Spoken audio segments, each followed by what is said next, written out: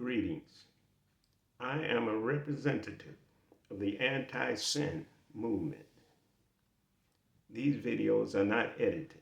They are AI assisted and read from script. Today's subject is part 1 of anti-sin concept for all. Religious organizations. Within religious organizations, many of us are introduced to and remain active in religious institutions such as churches, mosques, synagogues, or temples because our parents were members. This can include participation in worship services, religious studies, youth groups, participation in religious holidays, and traditions. When we arrived on earth, we knew nothing about religion. During our lifetime, some person acting as an apostle or messenger of God, representing a particular denomination, was introduced into our life. This person, as well, introduced us to the religion we now claim to be a member of, even were this person to be our father or mother. Many times, we follow the footsteps of our parents.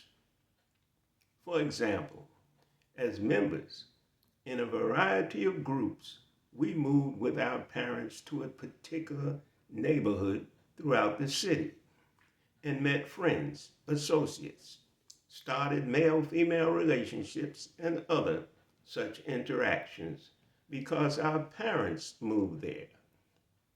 This is likened unto religions, where as children we followed our parents into our parents' religious belief system. It wasn't actually our, as children's, choice. As children, we followed our parents. As we mature and get older, maturing enough to make our own choices, we sometimes change our religion for a variety of personal reasons.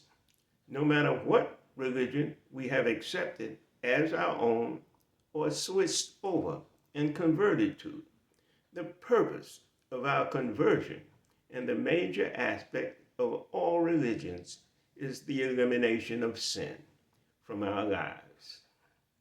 Therefore, in following this anti-sin movement, we remain in agreement with all righteously based religions, whether we remain in the religion of our parents introduced us or switched over to the religion we have converted over to. A religious conversion, the main objective, either remaining with our parents' religion or the conversion, our objective is the removal of sin from our personal life. This reflection highlights a profound insight about how religious beliefs are often shaped by our environment and the people we happen to be around, especially by family and our cultural upbringing. Many people are born amongst a specific religious tradition and claim it for ourselves. Not necessarily as a conscious personal choice, but as a natural continuation of what our parents or community practice is. This is similar to how we as individuals might adopt other aspects of our claimed identity, such as social affiliations or even joining groups like gangs, simply based on the circumstances and surroundings we grew up in. However, as individuals mature, we encounter new perspectives and sometimes decide to shift our beliefs based on personal experiences or conscious awakenings. The idea we present here is that all religions at their core, aim to eliminate sin. Eliminating sin is a powerful unifying theme.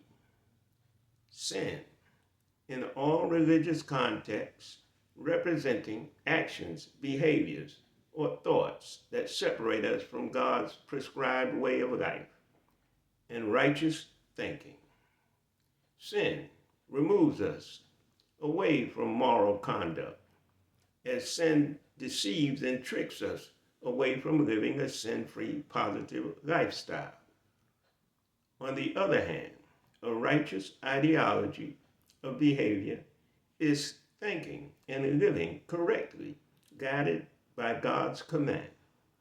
Whether a person claims democracy, Republican, Christianity, Islam, Judaism, or other beliefs, there is a common thread for us all to strive for: righteousness and moral purity, which is reflected in the concept of living a sin-free, anti-sin lifestyle. The anti-sin movement, as we describe it, aligns with this universal aspiration by focusing on living without sin. The anti-sin movement transcends specific religious boundaries, becoming the common denominator for all righteously based religions. The core principles and practices of fighting against sinful behavior and striving for moral purity are not confined to any one religious system. Therefore, people who follow this anti-sin way of life remain in agreement with the essential goals of our own chosen faith and tradition, as the primary goal of all righteous paths lead us in the way of cultivating a life free from wrongdoing, harmful desires, and immoral conduct. By emphasizing anti-sin behavior, individuals find common ground regardless of the religious labels we carry and have adopted. The key is not the name of the religion, but the commitment to living in alignment or practice with God's commandments and laws, which is the heart, mind, and, if you will, soul of true religious belief. Belief lacking behavioral practice is dead. In this sense, the anti-sin movement acts as a bridge that connects all righteous religions by focusing on what unites us: the desire to rid ourselves of sin and live a life that reflects the divine personage of God in oneself.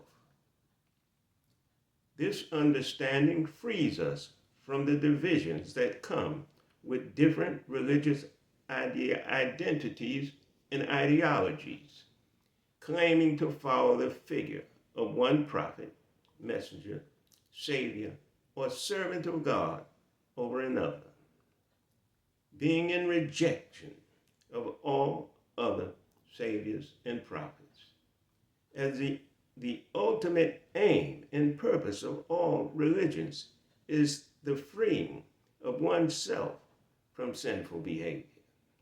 This is shared by all who sincerely seek righteousness. Therefore, following the anti-sin path is not about rejecting one's chosen religion or messianic figure, but is truly about enhancing and deepening the practice of the religion by focusing on the universal battle against sin. Peace.